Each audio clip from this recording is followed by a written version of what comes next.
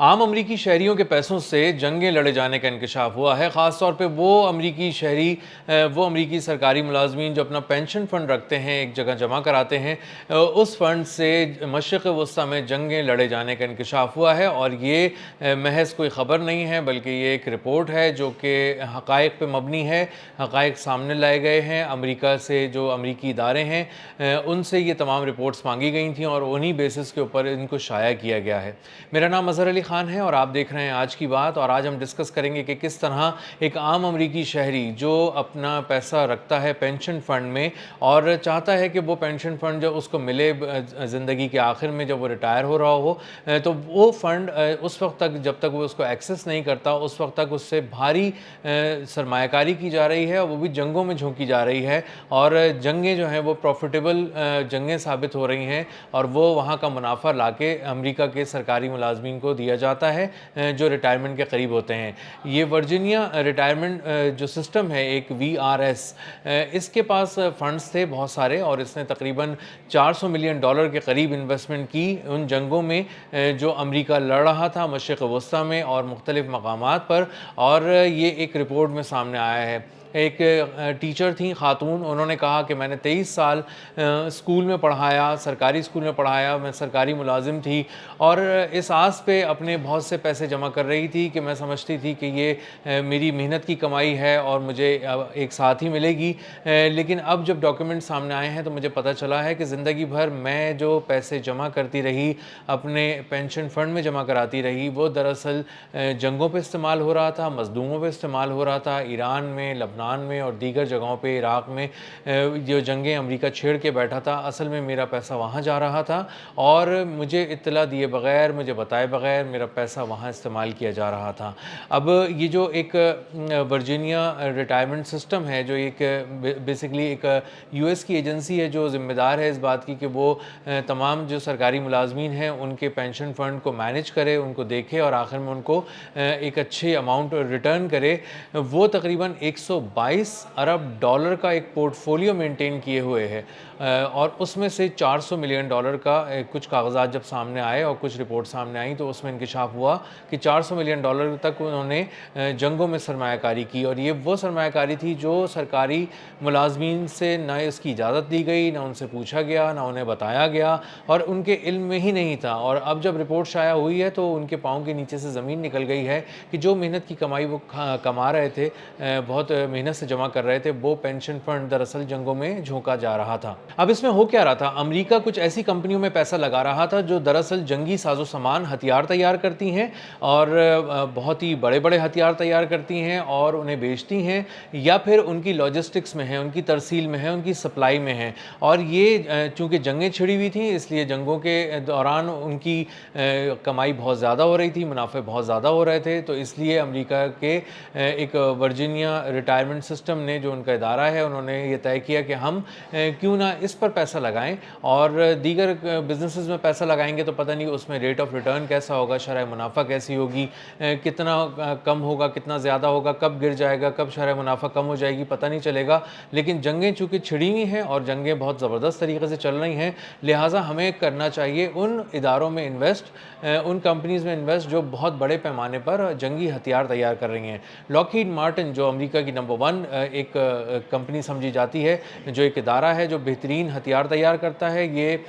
بنیادی طور پہ طیاروں میں اس کی انوالومنٹ ہے، ڈرونز اس کے بہت مشہور ہیں، اس کی جو بہت سے میزائل اس نے ایسے بنائے ہوئے ہیں جو بہت ہی جدید ہیں، پریسیجن کے ساتھ وار کرتے ہیں، ریڈارز میں اور سینسرز میں اس کو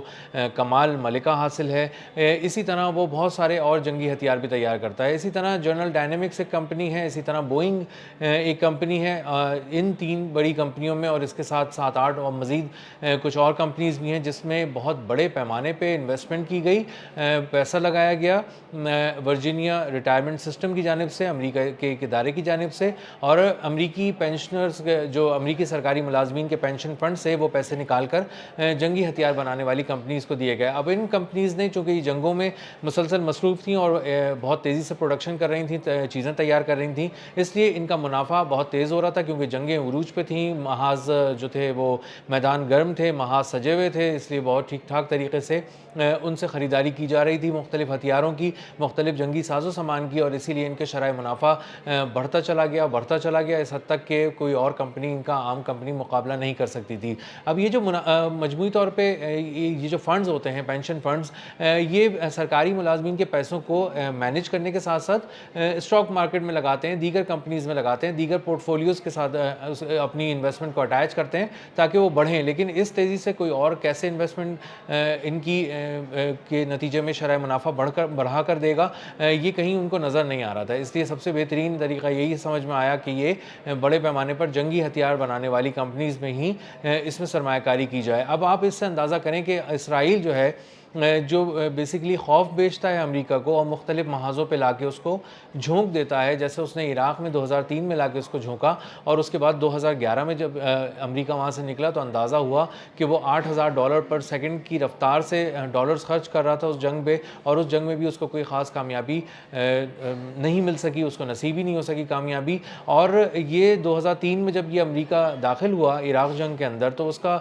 جو اس پہ قرضہ تھا دنیا کا وہ صرف $6,000 تھا، 6,000 ارب ڈالر تھا، $6 ٹریلین۔ اور جب یہ آج دوبارہ ایران جنگ میں گیا ہے تو یہ 2003 سے اب 2026 کے دوران یہ قرض 6,000 ارب ڈالر سے بڑھ کر $34 ٹریلین ہو چکا ہے، 34,000 ارب ڈالر ہو چکا ہے۔ اور اس سے اندازہ ہوتا ہے کہ کس طرح جنگوں میں بار بار کودنے کے باوجود بھی کچھ حاصل امریکہ نہیں کر پا رہا، اور دراصل یہ اسرائیل کی جنگیں لڑ رہا ہے۔ تو اسرائیل اس حد تک پینیٹریٹ کر چکا ہے امریکہ کے نظام کے اندر کہ وہ امریکہ کو یہ بتا رہا ہے، اس کے چھوٹے چھوٹے اداروں کو، ورجینیا کے ریٹائرمنٹ جو سسٹم ہے اس کو یہ بتا رہا ہے کہ تم اپنے پیسے نکالو اور اپنے پورٹ فولیو میں سے پیسے نکال کے جنگی کمپنیوں میں لگاؤ۔ اور چونکہ جنگیں بہت گرم ہو رہی ہیں اور سب کو نظر آ رہا ہے کہ کس طرح سے میدان جو ہے وہ سجے ہوئے ہیں، اسی لیے اب یہ ایک بہترین انویسٹمنٹ ہے اور اگلے کئی سال تک یہ بہت بہترین انویسٹمنٹ ہوگی۔ اب جو اسرائیل سے پیغامات آ رہے ہیں، جو ان کا آرمی چیف کہہ رہا ہے اور جو ان کی سیاسی قیادت بتا رہی ہے، وہ یہی بتا رہی ہے کہ وہ ابھی بھی $200 ملین کے ہتھیار خرید رہا ہے اسرائیل، اور اس کو کہہ رہا ہے کہ یہ شاید اگلے 10 سال کے لیے ہمیں بہت ضرورت پڑ سکتی ہے۔ یعنی وہ یہ دیکھ رہا ہے اسرائیل کہ اگلے 10 سال بہت سی جنگیں اس کو لڑنی ہیں، یا پھر اس کو بہت زیادہ کئی مقامات پہ خطرات کا سامنا ہوگا، یا پھر وہ جا کر کچھ نئے محاذ جنگ جو ہے وہ کریٹ کرے گا، چھیڑے گا، سجائے گا، اور ان میں جا کے مزید خون بہائے گا، بارود استعمال کرے گا۔ اس لیے اس کو اندازہ ہو رہا ہے کہ اس کو $200 ملین کے منیشنز چاہیے، یعنی جو فضا سے مار کرنے والے مختلف ڈرونز چاہیے، مختلف ہتھیار چاہیے اس کو، اور صرف $200 ملین کی تو صرف یہی چیزیں وہ خرید رہا ہے۔ اور اسی طرح آپ دیکھیں تو اندازہ ہوگا کہ یہ $8,000 ٹریلین جو ہے، 8,000 ارب ڈالر جو ہے وہ نتن یاہو سے خوف بیچ کر کبھی کہتا ہے کہ ایران بہت خطرناک ملک ہے، کبھی کہتا ہے عراق بہت خطرناک ہے، ویپنز آف ماس ڈسٹرکشن بنا رہے ہیں وہ لوگ، اور اسی طرح وہ بہت سارے خوف جگا کر امریکہ کو جھونکتا ہے، کیونکہ امریکہ ایک بڑی اکانومی ہے، امریکہ ایک بڑی دفاعی طاقت ہے دنیا کی، وہ کہیں جا کر کسی بھی ملک پر چڑھائی کر سکتی ہے، اس کی لاجسٹک سپورٹس بہت بڑی ہیں، اس کے پاس بہت بڑے پیمانے پر مالی وسائل بھی ہیں، جنگی وسائل بھی ہیں، اور وہی جا کر کسی ملک کو چیلنج کر سکتا ہے۔ اب ایران بھی چونکہ اسرائیل سے کافی بڑا تھا اور اسرائیل اس کو براہ راست چیلنج نہیں کر سکتا تھا، اسی لیے نتن یاہو نے جا کر خوف بیچا ٹرمپ کو اور کہا کہ آپ اس میں جائیں اور ایران کو تباہ کریں۔ اب وہاں پر بیٹھی تمام سیکیورٹی ایجنسیز اور تمام پینٹاگون اور تمام سینٹ کام یہ سمجھ رہے تھے، فوجی جو جتنے بھی حلقے تھے ان کے اور تمام براس جو تھی فوجی، وہ امریکہ کی کہہ رہی تھی کہ اب ہمیں ایران سے کوئی خطرہ نہیں ہے۔ انٹیلیجنس رپورٹ بھی بتا رہی ہیں، ان رپورٹس میں بھی یہ لکھا ہے کہ ایران کوئی کسی طرح کے بھی ہتھیار نہیں ایسی بنا رہا جو ایٹمی ہتھیار ہوں اور وہ دنیا کے لیے خطرہ ہوں، لیکن نتن یاہو نے 1 on 1 بیسس پہ ڈونلڈ ٹرمپ کو یہ خوف بیچا کہ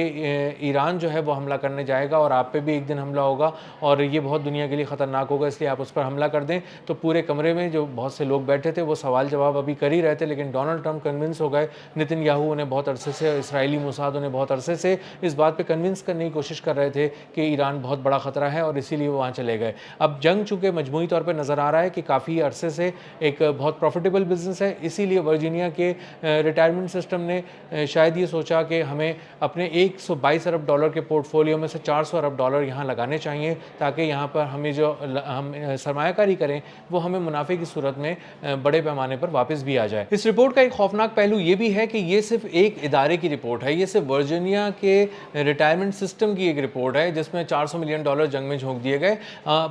نہیں معلوم کہ کون سے ایسے ادارے ہیں امریکہ کے